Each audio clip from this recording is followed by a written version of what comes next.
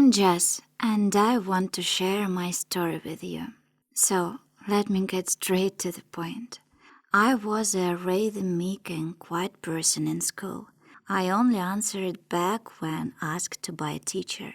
I had learning issues, so this made me anxious, especially in high school. Our teacher used to say out loud the class quiz results every Monday morning, and I often ended up with a bad grade, which coincided with laughter from other students.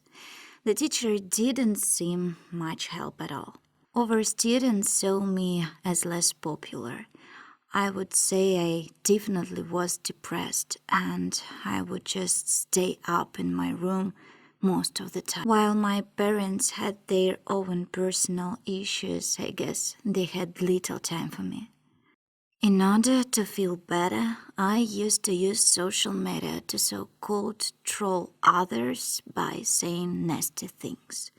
Well, I became a cyber bully myself, and I didn't care because it helped me to get a sense of relief and feedback.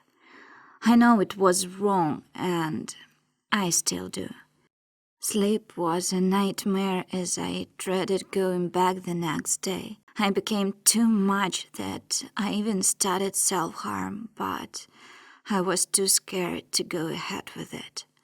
But I knew this couldn't go on for too long, and I knew that creating personal goals was the only way I could overcome this. I always aspired by a fashion artist. So, one day I decided to search for ideas on how to get started, and I had a lot to learn. I decided to focus on blogging where I have my honest reviews on various things related to fashion. I didn't expect much, to be honest, but it looked like I gained many followers. This helped me to focus on the positive side of things and dispel all of the negatives that were killing me inside. I also wanted to make sure I studied for school, although I knew it would be tough. I persisted and used endless hours to make sure I was ready for any quiz that our teacher would throw at us. But hey, I found studying a fun challenge, especially math, which turned out to be my favorite subject. This was to my liking since I gained the high score on day, which resulted in the teacher boasting about my achievements in front of the class. And everyone seemed to view me differently as they all joined in applauding me.